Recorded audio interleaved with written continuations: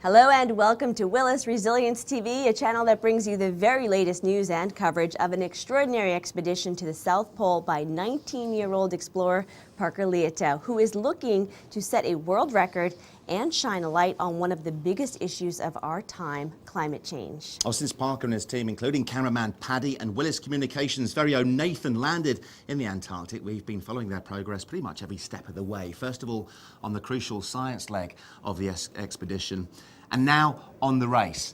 At times, it's been really tough going as Parker and Doug battle the elements, fatigue, and a grueling schedule in order to set a new world record skiing from coast to pole.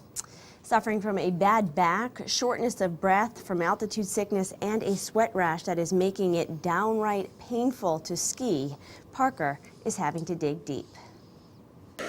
Initially, I had envisaged this being a much more happy camp.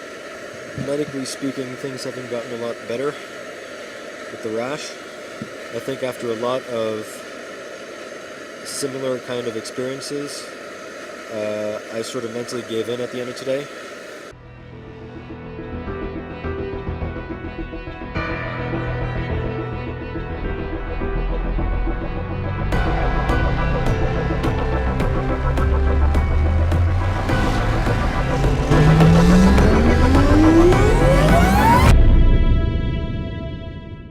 Resilience, then, is the key message for this expedition, and that's exactly what Parker and Doug have to show now. They've been skiing for 12 hours a day since they began their world record attempt last Friday at 8:55 a.m. UK time, which is 3:55 in the morning on the east coast of the United States. It's now day 7 of the race, and after a 48-hour period of separation, the teams have reunited briefly, where the team in the truck learned about the physical difficulties that Parker has been facing.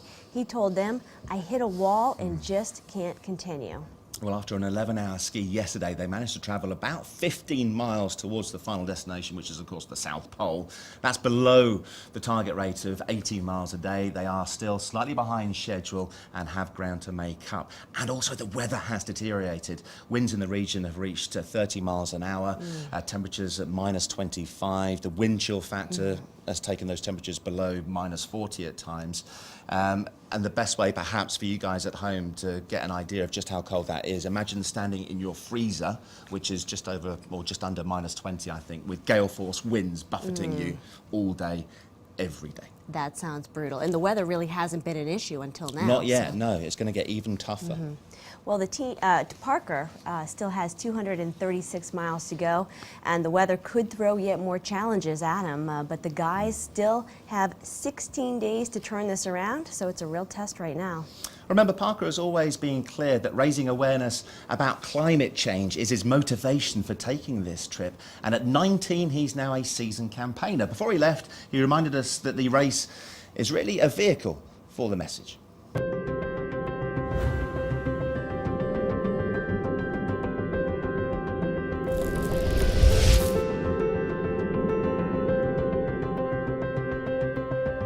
The problem with climate change communications right now is quite a simple problem, in my opinion, which is that climate science is incredibly complex, and it's also broadly a statistical phenomenon that people are gradually feeling the effects of, but it's very difficult to pin it to one particular event or something that is very visual and can be experienced. And to describe a much longer term, bigger, trend and say that it's very important, and all we're doing is throwing numbers at people, it's very difficult to explain why that's very important. There is now an incontrovertible balance of evidence that the climate is changing, and that change has been driven most significantly by human activity based on the changing level of atmospheric chemistry. And it would be inappropriate to cherry pick specific instances, just as it's inappropriate to pick an odd economic factor in the midst of a recession, say that a recession is over and there are green shoots when there's some little company doing well. You have to take the balance of the economic picture as a whole, and that is the same in the global environmental system. So actually I hope that this This work will go some way to providing a balanced view about the way the world is heading. One thing that is very challenging for scientists is to communicate their research and communicating what the scientific community broadly agrees on in a way, in language that is broadly understandable to the public, that is actionable, and that is clear. And the reason that's so difficult is because scientists don't want to oversimplify their positions. It's doing that leaves people open to attack and leaves important facts out, and it's just a difficult issue to try to communicate. And I think the IPCC, the Intergovernmental Panel on Climate Change, has actually done a very good job in the past couple months alone with their recent release of the report on the physical science basis of climate change, because it's centered, their communication of this whole thing centered around one big statement, which is we have more certainty than ever, 95%, that climate change is here, it's happening now, it's caused by humans. It's about the same level of certainty that smoking is linked to cancer. And that's a very easy number to remember. It's a very powerful mechanism. But there is just this continuing challenge to bridge the gap between science and society. And the reality is we're never going to have effective policy if people aren't really pushing for it, and people are never going to push for it if there is just a mass confusion about what really is going on.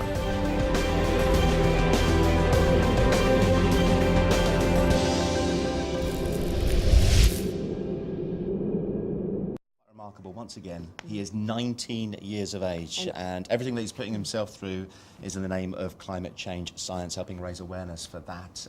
And he really is an inspirational young man. And joining us in the studio is another inspirational young adventurer. In 2010, Benita Norris set her own record by becoming the youngest British woman to summit Everest. At the age of 22. That's old. I know, old in comparison to Parker, yeah. And next to Benita, a slightly older adventurer, but an adventurer nonetheless, James Slaughter from Liberty Mutual, who's one of Willis's biggest clients. But you've been there, done that, an action man of your own, and you've been out training with Parker as well before he went out. I have indeed. On the expedition. Yep. We had a really nice few days with Parker up in Iceland, having a practice run. Right. Although it's not quite as extreme as he's currently facing, but it was good fun. Yeah, we'll talk more about exactly what happened there and those preparations a little bit later on. Hopefully we're going to speak to Parker very shortly. Benita, let me ask you though about the motivation for doing something like this at such a young age. And we've been hearing this morning already what Parker is going through physically and mentally. It is such a tough challenge. Why do it at all, let alone at that age? Why not? Why does age have to be a problem? I mean, everyone said to me when I did Everest, like, you're too young, but I didn't see that at all. I was like, this is the time of my life. I'm young and fit, and I think he's been fantastic in his drive and what he's doing. And I think more young people should be willing to take on these big expeditions and get out there and do stuff, because why not? There's no reason why. And given your resume, you've certainly been exposed to the extreme conditions, and you've had to cope with some of the challenges that Parker's coping with now. How do you cope with that? Well, the exposure and the elements, they're a massive issue when you're either up a mountain or when I was at the North Pole, and that's the thing. Not necessarily it's a physical challenge, but mentally it's so tough to deal with the cold. It really eats away at you. The way you deal with it, you just look after yourself, you break the day down into hours, you just keep warm, you just like everything that you can do in the moment to just focus your mind so that you're not sitting there thinking about being cold. You're focusing on making sure that you're warm and that you're getting ready for the next day or the next night. You're making food, you're boiling water. You're just always constantly trying to occupy yourself so that those thoughts about how cold you are just don't creep in. Well, I'm sure that rings true with Parker, who is hopefully listening to this on the phone. Parker, morning. Just checking you can hear us first of all. Hello. Hi, Parker. It's Dan in the studio with Colleen. Hey, Dan. Hey. How are you? Yeah, guys? we're How- good. Now listen, Parker, we've been hearing about how tough it has been for you the last couple of days. I know you've just woken up. How are you feeling? I'm feeling okay. I'm not gonna lie. It's, happy with our progress. I'm just really not feeling that great. It's just a bunch of challenges that we have.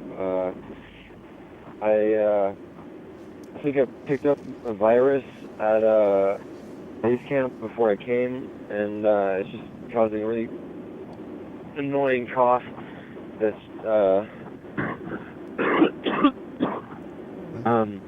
That's right on there's a bunch of other things.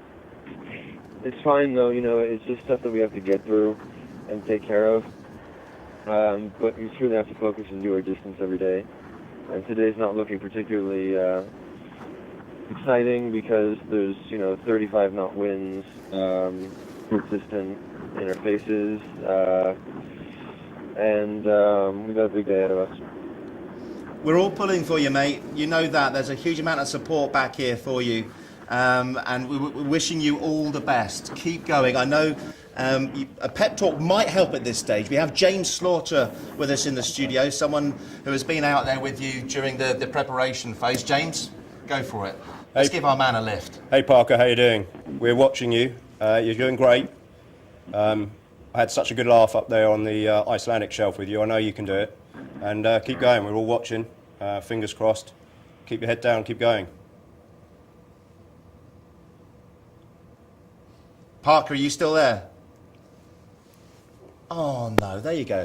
See, this has happened. We might have to do that all over again. Can you remember exactly what you said there, James? Just repeat it. Oh mate, I'll cover it again. Yeah, well, hopefully he did hear most of that, or at least got the gist of it. This is the problem with the satellite connection. Yeah. Remember, we are talking to trying these very guys on the hard to other side connect of the with earth, Antarctica. in the most inhospitable and hardest place to access Yes, in so the world. bear with us. But I believe Parker is back with us. Parker, hi, it's Dan again. Hey, Dan. Hi. I don't know how much you heard from James there. Did you hear anything? I didn't. I just heard you introduce him.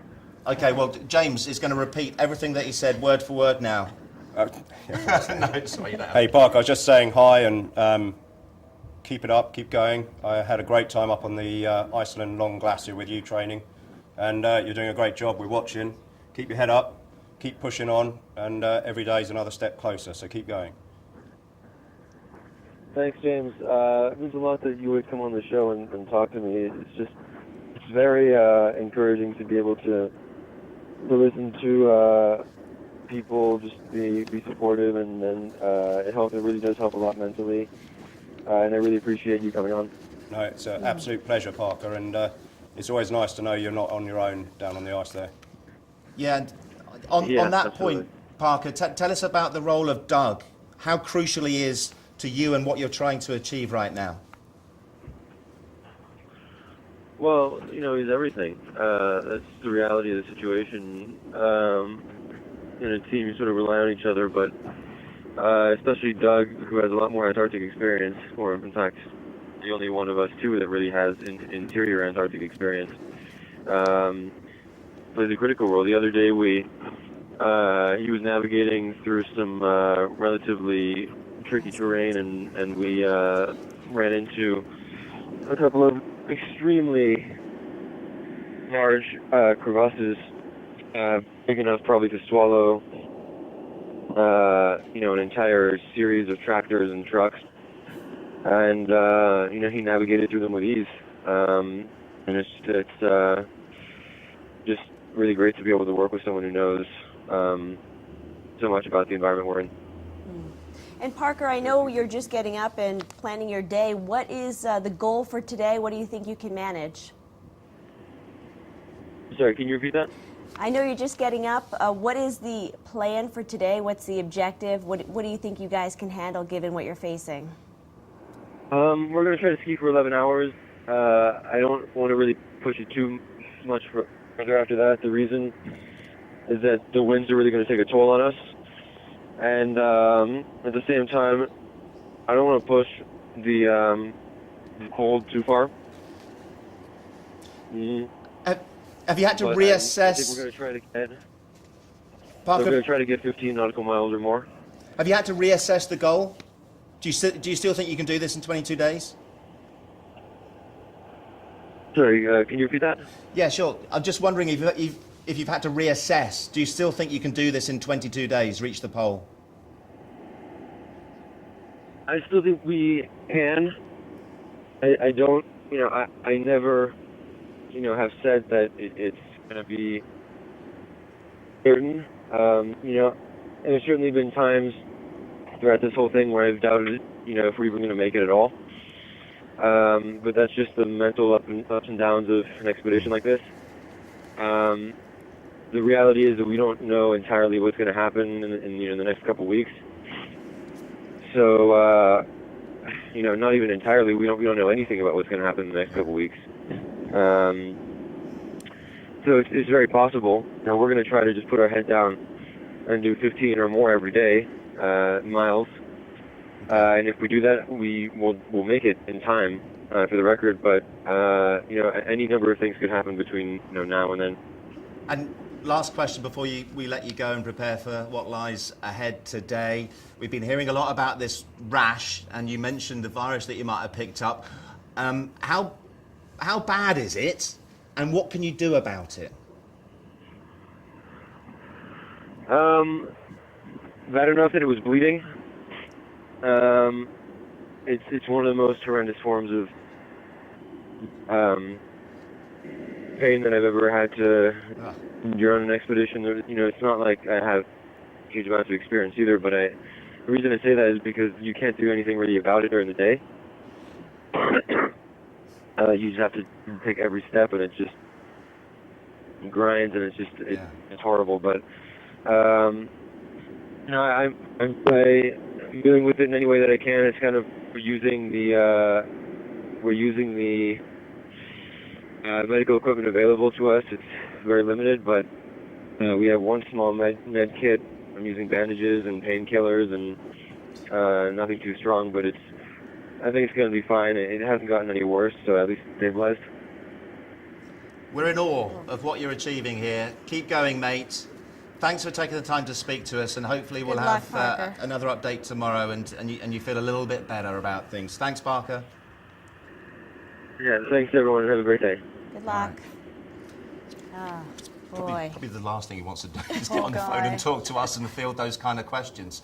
We'll talk more about the mental side at some stage, but those physical challenges must be so tough to get through if he's in as much pain and discomfort as he says. Every word he's saying, I feel his pain so much. I've been there. He is at that point on the expedition where the adrenaline of the start has worn off, and now he's getting the problems with the cough, which is something that you get when you go to extreme cold, and the rash. Obviously, it's something that you can't do much about, as he says, when he's on the move. And this is the point where he has just got to buckle down and dig deep. And it's not this exciting expedition anymore. It's just about making it through. Yeah. And he's just at that turning point, I think, now. And it's probably a time when you draw on all the preparation that you've put into the planning of the trip. I know, James, you were with Parker for part of that preparation. What was your take on the training there, and your kind of view on what Parker could be prepared to do? So let's be clear, it wasn't quite as arduous as what Parker's going through now, but it was a great opportunity to put yourself... That's me with my bobble hat on. There you Is go. that you in third? I'm just catching the deputy CEO of Willis at that point, but he was my host, you have to let him win. But so we went up and just endured a little bit of what it would be like, and then we had some fun. Look, I didn't get to play on those for very long. And the point of that was to try and put yourself in his shoes a little bit and experience what it was like. I don't want to eat the food again, that's for sure. He has to eat it for 25 days or whatever. I had some of it last week. It tasted great. I think we must have different tastes in Maybe food, so. perhaps. Yeah. But it was great fun, and it was a good crowd, but it was just a chance to try and put yourself in his shoes or big boots, and I really enjoyed it, and we got a little bit of a taste for that, I think. What do you call those the ski-doos? Are those machines that you're having a bit of a laugh machine? on? Well, snowmobiles. Snowmobiles, that'll do it. Yeah, we should point out that there's none of There those are over no- there for Parker and Doug. You They are guys just took the on easy way, skis, yeah. dragging 82 kilograms of kit behind them. Yeah. Is it a case, Benita, of fail to prepare, prepare to fail? Definitely, and that doesn't just begin, you know, when as soon as the expedition starts, all your preparation's done, you are constantly preparing for the next day whilst you're there. So as soon as they make camp, I'm sure that Parker's told you, they've got hours of things to do, and that comes down to just dressing your feet and looking after your feet, to looking after, you know, all these problems that he's got, his cough and everything, and then hydrating. They're constantly preparing for the next day, and as soon as you let that slip, you've lost the expedition. You cannot let those things slide. We've got some incredible images of some of your recent adventures. Just talk us through some of these destinations here. Where are you here? Well, that picture was taken in the Himalayas. That was in 2011. Everest is over to my left. You can't see it in this picture, but that's called the Mushroom Ridge on a mountain called Amadablam, and pretty amazing views, but also huge drops, as you How can high is see. that? I think that's just under 7,000 metres, so not the highest in the world, but definitely a stunning mountain, really beautiful rock climbing and ice climbing all the way to the summit, as you can see, and just a fantastic experience getting to the summit and looking over to Everest, which I'd climbed the year before, and seeing that and just thinking like, I'm so glad I've done that mountain, but I'm so glad I'm here now and I'm over it and stuff. Oh my Oh, stars! this is... That was This from is frightening. Everest. That is on Everest, yeah. And that's crossing a crevasse. Right? Yes, those crevasses can be anywhere up to a few hundred metres deep. And people that kind of live there, the Sherpa people that we climb with, they say that if you fall down one of those crevasses, you'll end up in America. And that's kind of true because you never get found. So you just, you know, you don't want to fall down one of those. And it's those kind of hazards that they can encounter in Antarctica as well. So there's the same sort of Those similar sort of crevasses, dangers. they will be crossing those kind of exact same things. And, you know, they don't have ladders there, as you say. Which is the risk element, perhaps, or one of the risk elements, and that's how Willis and the insurance industry sort of plays into this whole sponsorship and expedition. Absolutely. The insurance industry is all about qualified, quantified risk-taking. And you don't go into these things unaware, and Parker's done all his prep. He knows what he's doing, and he's taken a judgment and said, I can go and achieve that goal. And it's just the same in the insurance industry. We try and measure and monitor exactly what we're doing and then make decisions. Oh, there's us camping. There's my tent. That's beautiful. So that was us camping on the long glacier. I won't do it in Icelandic because it doesn't quite work. Go on, that would be impressive. No, I Can you do the volcano that erupted? No, I can't either. But, No one can. Which tent are you in? this is my tent here, the first one in the foreground, which I built. Steve Hearn, the deputy CEO of Willis, watched whilst I made his tent for him, which, you know, he was Gin and tired. tonic He was cigar. he was a little tired. We had skied for a few miles and he was a little tired, so I dug the tent in for him. But what you can't see there is you dig this little pit round and weight the snow down. There's obviously wind protection, but at the front you put a cold pit in. And you dig a big deep hole so that the cold air falls into that and takes cold air out of your tent and allows your tent to heat up. And where Parker is, it's a lot colder. This was maybe minus 15 at night, minus 20. That's balmy. And so it was quite warm in there. So he will be digging that pit, take that cold air down, so he heats his tent up and keeps toasty-ish. Just reminds me, when you went to the North Pole, did you have to consider polar bears and protect against those? We were lucky. We took a shotgun, obviously with like the last resort to use it. You don't want to get involved with a polar bear, and you definitely don't want to have to kill one or injure one. But we were very fortunate. But when we were actually lower south than the North Pole, we were in a place called Spitsbergen on Svalbard, and there were polar bears everywhere there. So just walking home from the pub at night was probably the most dangerous part of the whole trip. Well, Parker fortunately won't have the issue of it's just the odd encountering polar penguin bears. down there. Penguins. Suicidal They're penguins. friendly. Everyone loves a penguin, don't they? But for now, guys, thanks very much. I know you're both coming to come back and feature in the show a little bit later on, but thanks for that input as far as Parker's expedition is concerned. Yep, and we'll check in with Parker again later on in the program. But first, after a tough day yesterday, the physical and mental demands are starting to take their toll. Initially, I had envisaged this being a much more happy camp. Medically speaking, things haven't gotten a lot better with the rash, and it caused a lot of pain. We thought it was the top of the leveret, that we've been waiting for 3 days. I think after a lot of similar kind of experiences, I sort of mentally gave in at the end of today.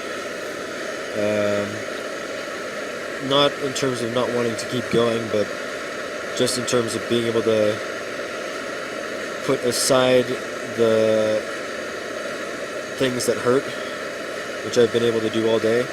But I think that the last ridge that we thought was the end, and then wasn't, was kind of the final straw for me today. Obviously, we'll reset again tomorrow, and we're going to go at it again. And now that we're at the top, we're going to really go for some distance. But I need to just fix all this crap. I just need to fix the rash. I need to fix the back pain. It seemed like the last hour the sleds had no glide to them. They just had an anchor. I was just getting frustrated because you needed every bit of effort to get the sled to move. We did climb over 2,500 feet today, and we did 14.5 nautical miles in 11 hours, and that's as the crow flies. We probably did over 20. Just how it turns and stuff like that. And we're on the top of the Leverett. And it was a good day. Sunny all day, a little bit of headwind for a few hours. But it was overall a really good day until the very end. And I think it was a long day. I think we've had 3 long days in a row, pushing pretty hard to get up here. We'll have to get out after it again tomorrow, but I'm pretty pleased where we are right now. And hopefully Parker is too. We'll see how we go. I mean, Yep. it's a little bit part of it. And Yep. I'm very happy with where we are.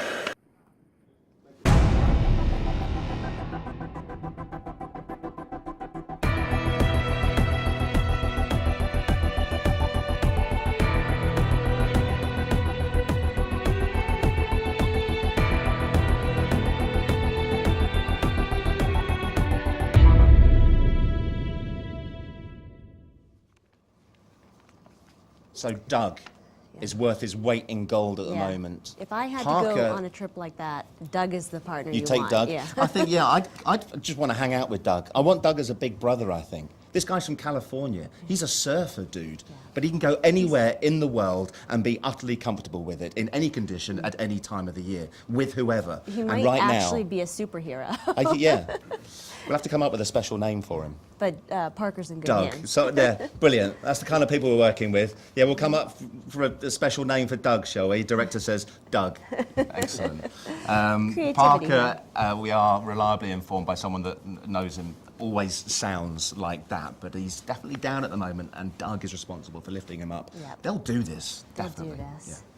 Yeah. Well, Willis is supporting this expedition because it aligns with its core business of risk management. But what does insurance have to do with climate change, and how is the industry helping firms better prepare for its potential impact? To help us answer that question, we're joined by our guest this morning, Jeff Saville from Willis Research Network.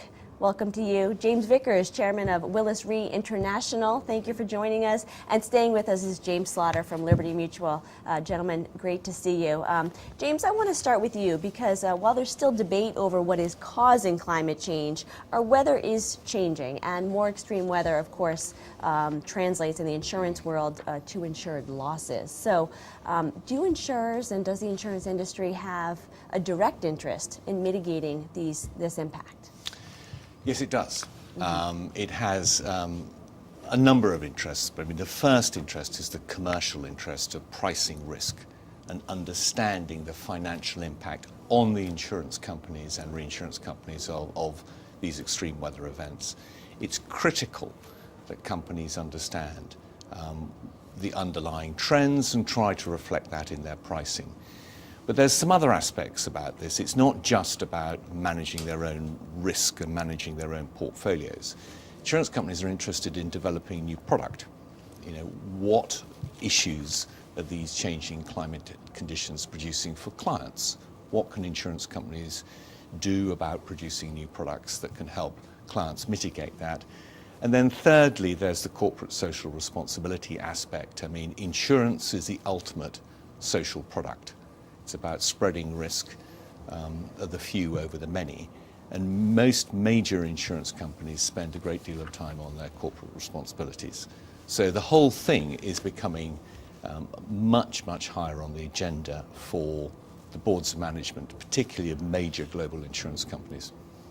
And this word resilience, James, has been attached to the expedition, but it's absolutely perfect, isn't it, for what Willis and others in the insurance industry represent?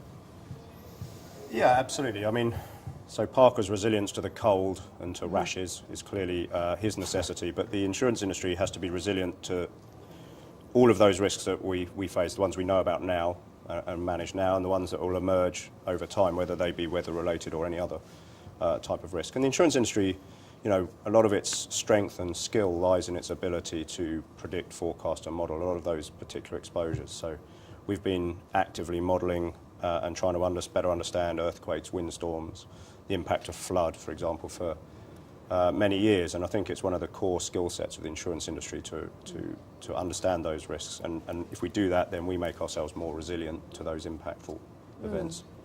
And I want to bring Jeff in because as part of the Willis Research Network, you represent the academia and the research leg here. So tell us a little bit about some of the research that you're doing and what are the tangible outputs that can be applied to companies to help them?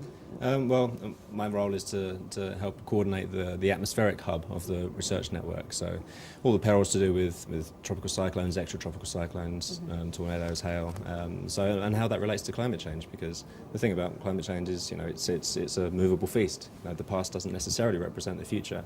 There are ways to try and understand better what's about to happen over the coming decades, the coming centuries, partly to do with looking at past history, but also looking at global circulation models, general circulation models, to sort of understand in a sort of not statistically, but dynamically modelled physical environment based on a computer model, how we can sort of see a little bit further into the future and understand the changes in risks. So, you know, the main thing to look at really in terms of tropical cyclone, for example, there's been some research to look at the current state of the climate and how global warming has potentially changed the frequency and severity of hurricanes.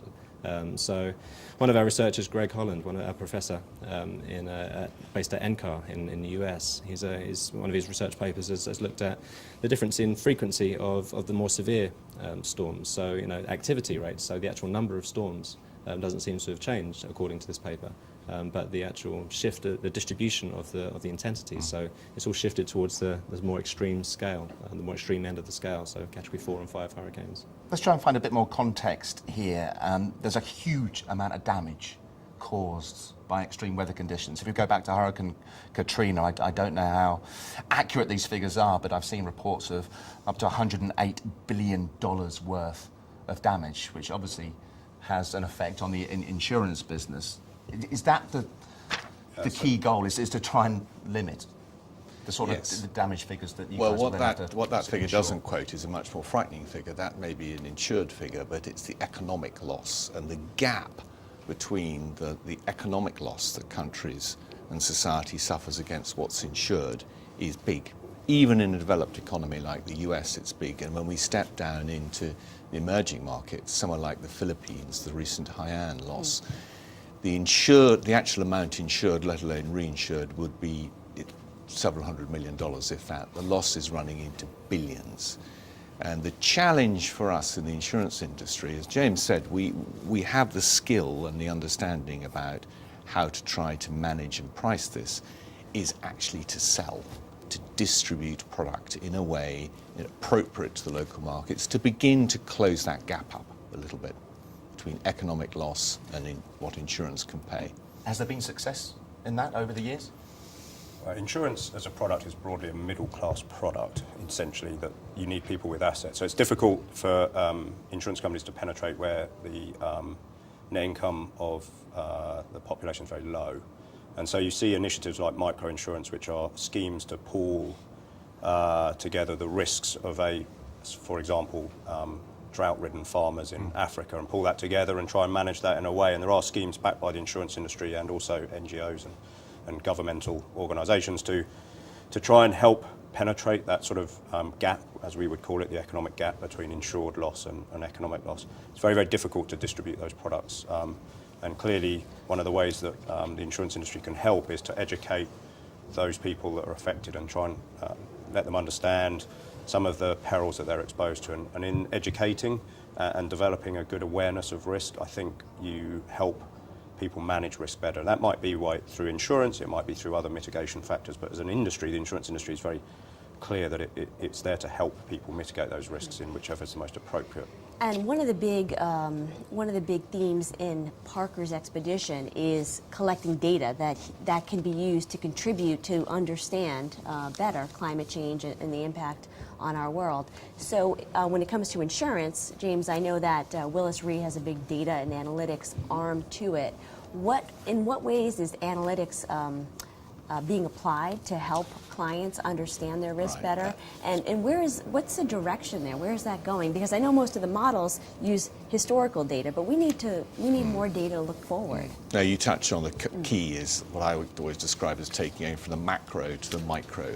There's a lot of scientific research, there's a lot of good quality data, but ultimately that has to be incorporated into relevant models that can then be looked at by commercial organizations like ourselves and our clients that can help shape their decisions. Jeff touched on general circulation models. I think people understand now looking at history is not really the answer. It can help to some extent, but in a changing climate world, this is where the major general circulation models are critical.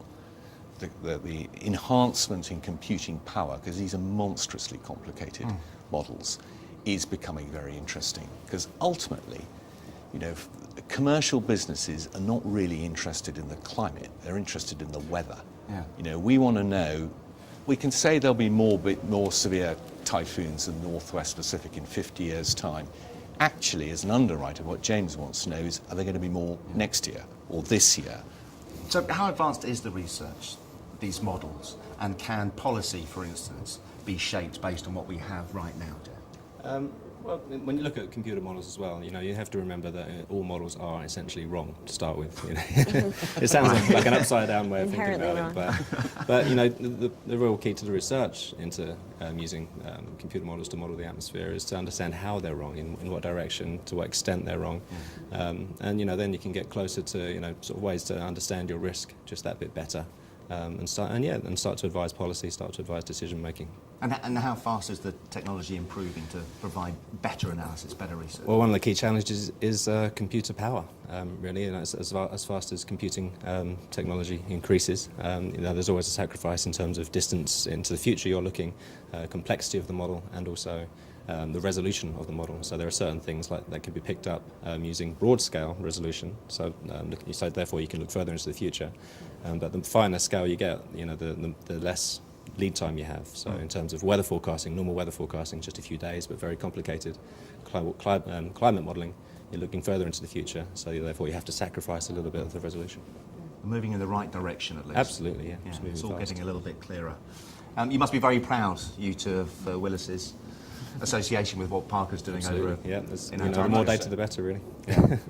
And you still wish you were over there with him, don't you? Do you know what? I can't think of a place I'd rather be, actually, other than it's Christmas coming up and my kids would be upset. But see, Benita, who's scaled Everest and been to the North Pole, is thinking, why is he doing that now? It's so much nicer in the warm here. I guess if you've done it, you you've been there, done that, yeah. You need to talk to your missus. Make sure she can clear the next expedition. You're a braver man than I am. I don't know. I'll let you do that. Gents, thanks very much indeed for coming. It's been a pleasure having you. Thank you. Thank you very much. Now, whilst Parker and Doug are obviously the lead expedition and getting all the headlines, the backup crew, Paddy, Nathan and driver Ao, have been for the last couple of days on their own too. So we wanted to do a quick bit of filming now just to show you what the conditions are like. We've had very good weather so far, but it's still quite sunny, but the wind's got up a bit now, so it's probably about 25 knots, the wind. And you can see in the background the snow is blowing over the ground. We've been separated from the skiers now for about 48 hours or so, so a lot of hanging around. We've been waiting for them to emerge. and we're keeping an eye on the horizon behind us just to see if we can see them. And I think actually the AO's spotted them a few moments ago, just on the horizon. 2 dots emerging from the mist. Where? You go slightly to the right of the second flag. Got them. We just connected with the road about half mile ago. So we're doing good. Easy moving. We do a little dog leg here, and we'll keep on going. We probably have about, let me see, 12, 15 more, about 6 more hours to go today. Okay. So we'll see. I mean, we've made some good time today. Parker had a little bit of a just a sort of breakdown yesterday. We had a couple more hours to go, and he just I think started to. I think he missed a feeding and a drink, and he spiraled downhill quickly. And I was a little disappointed, but we had a good day anyway. I shouldn't have been so hard on him. We quit about 2 hours early, and it's been a really tough trip on him already. Just I think his rash is getting better, and he's got a lot of other ailments too, like back, ankle, knee, cold, altitude. He's having really shortness of breath, and that happens. But we're having fun. Beautiful couple days until this morning, and then the wind started picking up. How are things going? We've missed you for 2 days.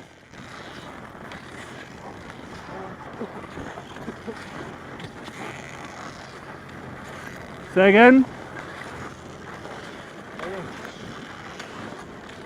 It's fine. I'm having a lot of trouble with the altitude.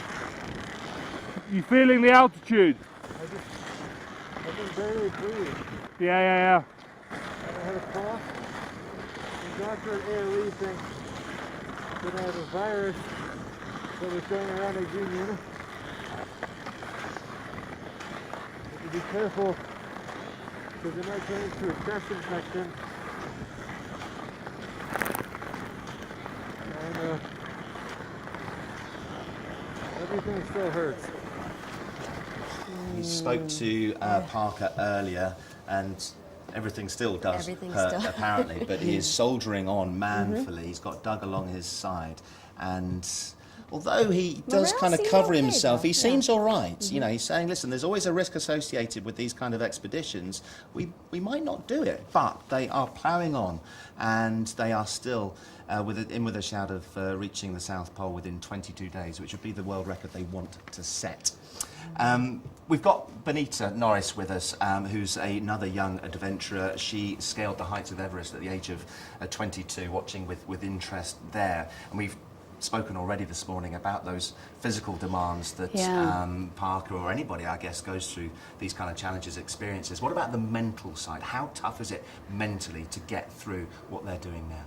Well, it's in the back of your mind, even before the expedition starts, you're assessing this risk in your head, because at the end of the day, I mean, especially in the mountains, you could die at the South Pole, you could die on these trips. You're putting your life on the line for an expedition, and then you start to think about, well, is it worth it just to reach the South Pole, just to climb Everest? And you've got all these things going around in your mind, and they don't stop ever. You're constantly assessing this risk, and if am I doing the right thing? Will I make it out alive? And that can really eat away at you. So there's this mental side of it, which is so difficult to control, really, because it gets very emotional, and you start to worry about what could happen the next day. And the important thing is to really stay on top of that, and to just think, don't think about tomorrow yet, just think about what I have to do right now, what do I have to do in this moment to stay on this expedition, to stay safe, so that I give myself the best chance. And it's that mental focus. And that must be tougher for Parker, because he's suffering so much with aches and pains and this illness. Actually, we might have seen on the subtitles that he made reference to ALE. That stands for Antarctica Logistics and Expeditions, and they have medical staff there that are able to monitor anybody that's operating on the South Pole at that time. But mentally, to deal with what he's going through physically must just add to the stress and the strain. Yeah, when you've got that amount of pain going on, and I'm sure like that chronic rash that he's got, that just gets worse with every step, you just want it to end. It's hell. You know, you're in this world of hell. It's so much pain. You can't see a way out. All you can see is days and days and days of more and more skiing or climbing, and sometimes you just want to go home. I just remember thinking, I wanted to call my mum and say, Mum, can you come pick me up now? And there was no chance of that, obviously. But and it is those moments where you find out what you're made of. And I always say that mountains are like mirrors, because when it gets tough, you do find out what you're made of. And right now, Parker is finding out what he's made of. And often you are capable of so much more than what you think you are of. And that comes down to your attitude and keeping the dream alive. You've got to keep visualising how it's going to feel when you reach the finish line, when he achieves his goal. And that's, for me, what kept me climbing and what kept me going, because that's what starts, that's the igniting of the fire in the beginning before you go on the expedition, and you have to keep that alive in those moments. Yeah, and the environment, I think everybody's wondering what it's like to actually be and live in that environment, because that becomes your home for the 4 weeks, the 6 weeks, however long the expedition is. So we're getting some questions from viewers on Twitter and from fans of the show, and they're wondering, how does, what are the little luxuries? How, what's the food like? How do you bathe? How do you just get about your day? Well, luxuries when you're pulling all your own things across, this barren landscape that is the South Pole. The North Pole is the same when I was there. You've got to carry what you need. Yeah, that's me going to the North Pole, and you can't really take many luxuries. I don't think I had any. I mean, a luxury for me in the mountains is my iPod, just having music, because music is such a lifting thing. If you have those tracks, they just come on, and you can be in a really dark place skiing along or climbing, and then your mood is changed. But polar expeditions are just Groundhog Day. Being in that tent, waking up, the sun never goes down, you're just seeing the same things over and over again, and your same routine every day, and it can really drive you crazy. And there's no respite either. I mean, in the mountains, when we're on big Himalayan peaks, we have base camps, and we'll spend, weeks getting our base camp really comfortable, luxurious almost. We'll hire cooks, and everyone to make us hot food will bring up heaters. So at least when we come down from the mountain to rest for a few days, we've got that warm luxury. In the poles, you don't have that. You're cold all the time. When you put up the tent, your fingers are freezing. When you wake up in the morning, there's ice all over your sleeping bag. It never ends. Exposure. Yeah. So I think that's probably where I went wrong. When I tried to pull the Polk, I loaded my sled with all sorts of luxuries. I had about 25 jars of Marmite. Yeah, I had all my hair products in there, Benita, of course. And I also had several bottles of vodka in that thing, and 10 sleeping bags, and a small masseuse from Thailand.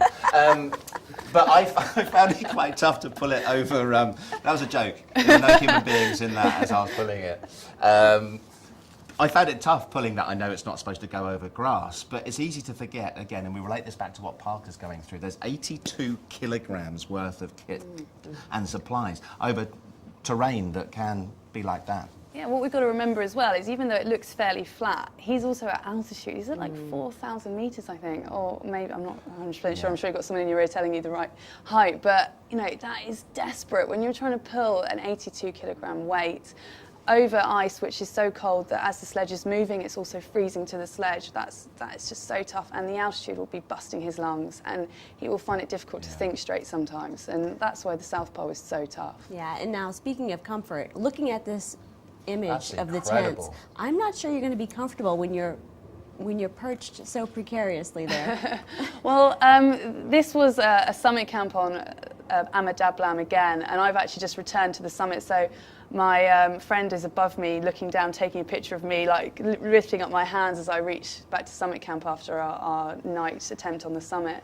And but we slept there, I think, for 2 days, and my tent was actually underneath this overhanging serac, so I was quite worried that if someone had just kind of like jumped around a bit above me, that they would have fallen. But that was a safer place to camp than other places. Yeah, looks it. Yeah. Where's Ama Dablam? Did I say that right? Nearly. Ama Dablam. Mother's necklace, it means. Mother's pearl in Nepalese. It's very close to Everest. So it's in the Himalayas. In the Himalayas, very close to Everest. Everest. Just incredible. Would you consider the South Pole? I really wanted to do it. I really wanted to organise a female trip to the South Pole, because it's still a sport which not a lot of women get to do. And And I would love to do it. It's an incredibly expensive trip. There's not a lot of competition down there for logistics and stuff, so you're kind of stuck with ALE. But that's not a bad thing, but it's just very expensive. Yeah. So last question before we let you go. What's the takeaway? What do you take back that is a learning experience that you can then apply to the rest of your life? Oh, it teaches you so much about yourself. As I said, what you're capable of. You don't understand how capable you are until you set yourself a challenge like this and you go to those lengths, of those really dark places. And I know what the worst night of my life was. You know, I know that night when I got my sleeping bag soaking wet from like spilling something on it and then had to sleep in it, and I was so freezing cold and I was just counting the minutes to sunrise when I'd warm up. I know that. I know the hardest day of my life because I've lived it, and that's those things when you know your limits, you just take so much from it. You can take on anything. And can you remember that moment? Vividly. When you reached your goal, when you reached the top of Everest, what it felt like? Yeah, you know, reaching the summit is the halfway point. So for me, getting back to base camp, turning around, taking off my backpack, looking up at the mountain and going, it's over and I'm alive and I'm safe and I don't have to climb it anymore, it's done. And it's just relief. More than anything, I think when Parker reaches the South Pole, it will be immense relief. Like, he's put himself under so much pressure, he's taken on a huge risk and it's paid off. And that is just the best feeling. Great. And he will do it. Positive vibes. Yes. There has actually been a huge amount of support for him, so we'll try and feed that back to him as best we can, because that can only do him good, can't it? Benita, it's been great having you in. Thanks very much indeed. Great, thank you. And Colleen's up for going to the South Pole, so you might be able to make that all-female. We'll get a girl trip. Well, we're going to shift gears now and focus on deforestation. And one element that has a massive impact on our atmosphere are the forests. And in this next film, our reporter Ash looks at the issue of deforestation. Across the planet, an area of forest the size of Ireland is being cut down each year. For the countries that host these forests, it's an essential driver for economic growth. But for the rest of us, we need forests to keep our planet in a livable state. So it seems that the short-term economic gains of cutting down forests are outweighed by the devastating consequences of deforestation.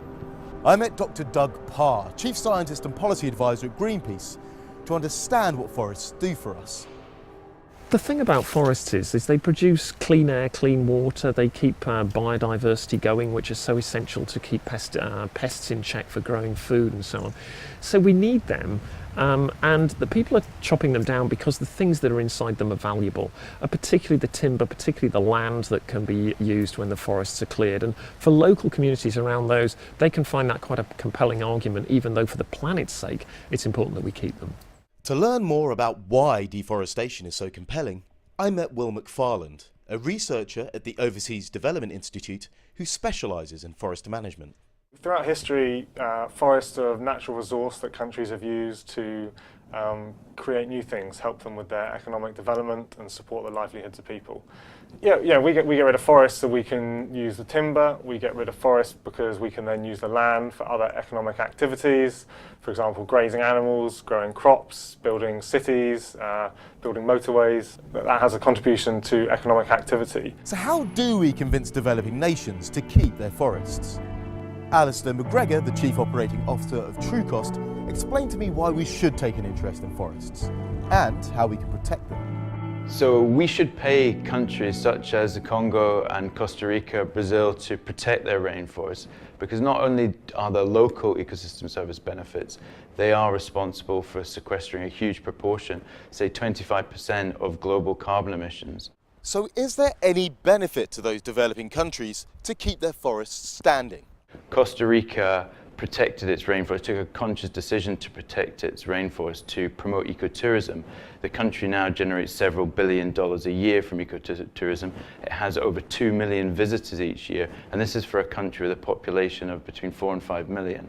So they've generated a huge industry out of protecting their rainforests. In fact, the studies have been done that have quantified the benefit from national park entry fees at around $2,000 a hectare. So that's really equivalent and higher in some cases than you would get from agricultural output. So there's been a study done in Kenya which looked at the economic benefit of getting rid of forests for example, selling timber, using the land for other economic purposes. And they compared that to all the negative impacts. So we're talking about impacts on fisheries, irrigation for agriculture, and availability of water to use in hydroelectrics. And they found that the loss in those sectors would be 4 times greater than the kind of income generated through deforesting. But let's say everyone goes for the short term. What would happen if we cut down all our forests? Their absence is something that is really a bit of a matter of speculation. We know that they're influential, we know they can affect outcomes right across the planet, particularly when we're talking about these very big forests. Unfortunately, the only way to really know is if they disappeared. It's unfortunately an experiment that we're in danger of carrying out. An interesting topic for us to explore further with our 2 guests in the studio. We've got Will McFarland, who you saw in the VT there from the Overseas Development Institute. Morning to you, Will. And also Richard Batterson from Environmental Risk Consultants. True Cost is with us as well. And you guys deal, as we actually touched on yesterday, putting a value to natural capital and maybe even pricing it. So deforestation then, this one seems pretty obvious, coming from an environmental standpoint. How big a problem is it? What happens if we don't do anything there? In terms of the scale of the problem, we lose about 50,000 square kilometres net. That's an area kind of the size of Ireland or so. Within that figure, there's some new forest being replanted, and there's kind of a bit more pristine forest being lost and regaining some. But that's, if you look at that every year, that's really a staggering amount of forest globally. And is it getting worse? Is it stabilising, the amount of forest that we're losing? Globally, it's, I would say, relatively stable. Some countries have made good strides in reducing their rates of deforestation. Brazil, for example, since 2004 or 2005, it's now 70% lower rate of deforestation. And just give us, in basic terms, the benefits of these forests, these areas, why we don't want to lose them. Obviously, forests have the kind of resource themselves, the timber, but they provide a whole load of ecosystem services. So they play a huge part in recycling water, they prevent soil loss, they provide a lot of non-use benefits, so they have a lot of cultural and social values. There's a really kind of huge range of reasons that we might want to keep them that it's very hard to tap into, but we know exist. And you can put a price on that, perhaps. Yeah, I think the key thing is for the users of the forest. So it could be a business, it could be the people, it could be governments that allow you permits to use forests.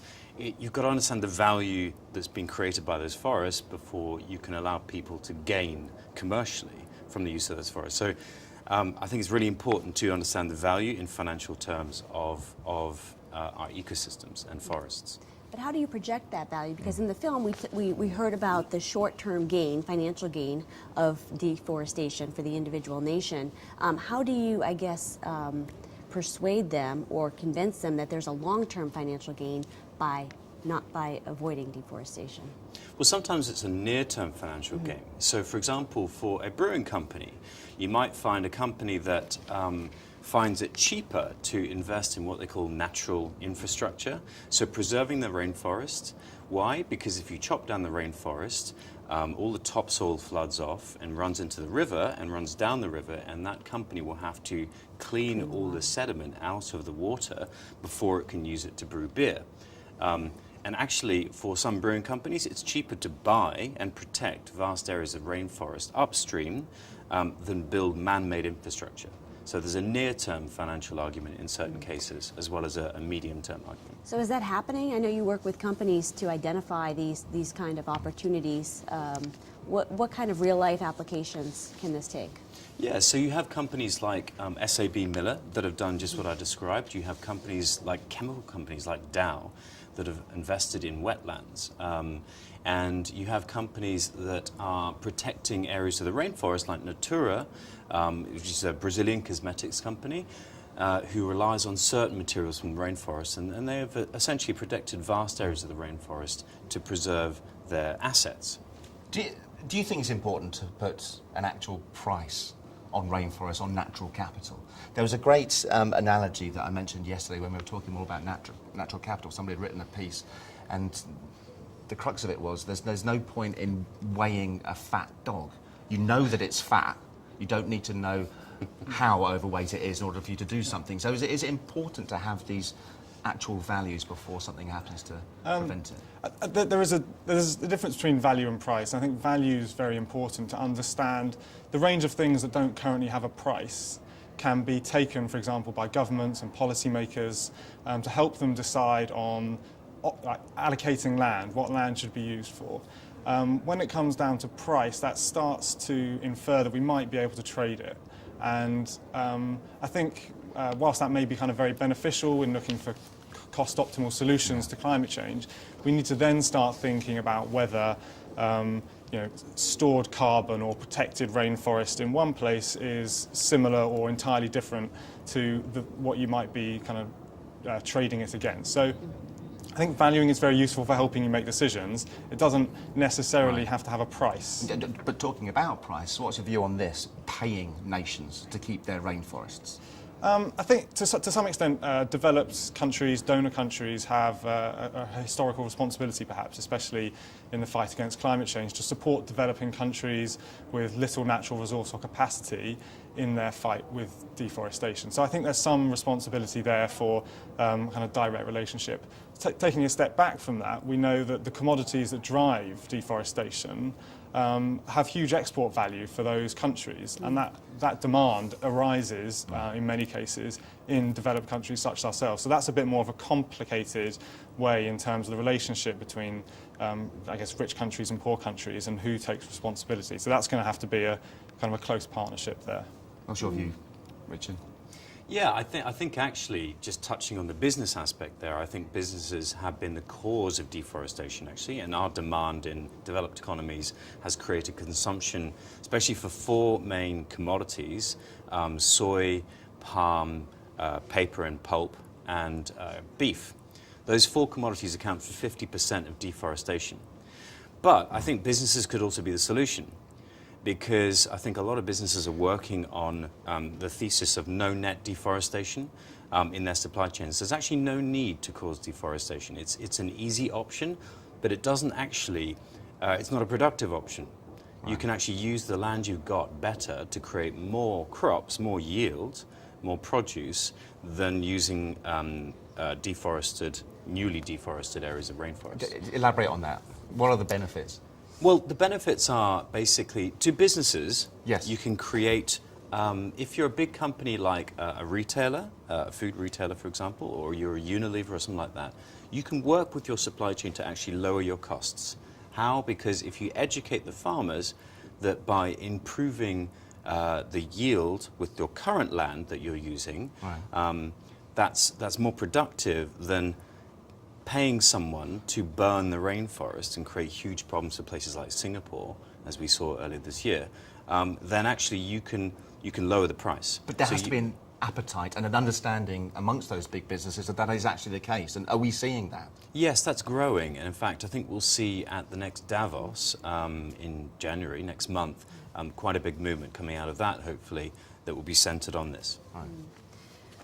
What about what's happening globally? Where are the hot spots? Where are the at-risk geographies? And what's it look like for the outlook? The outlook, I guess, I mean, the at-risk areas are the areas where there are big trades in these commodities that we've just talked about. So, I mean, key area for the world to focus on is the Amazon, the Indonesian islands, for example, Borneo are key hotspots where you see huge export value generated for those countries, big interest from multinationals in investing in those areas, but at the same time, loss of this very biodiverse rainforest. The global outlook, as we've just heard, there is increasing kind of positivity and programs for kind of across many multinationals. You see action. You see some action internationally with negotiations. You see a lot of kind of bilateral arrangements between donor countries. So, for example, Norway investing heavily in supporting Brazil and in supporting Indonesia. So I think there's increasingly action in kind of many areas together, combining to give us a positive outlook. Good. Well, that's a nice positive message to perhaps end this debate on. I like the fact that these two guys have been to these areas to see what's happening. That wasn't a holiday, was it?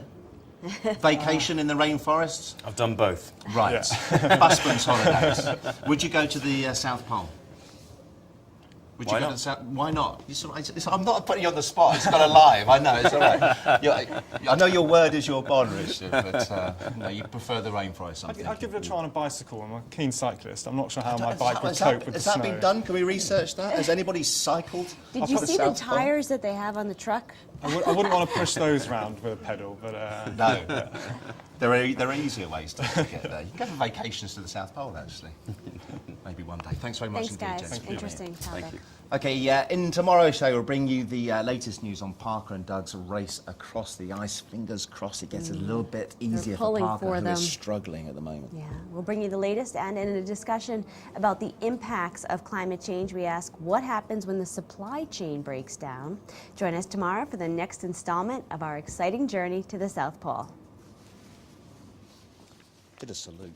Salute.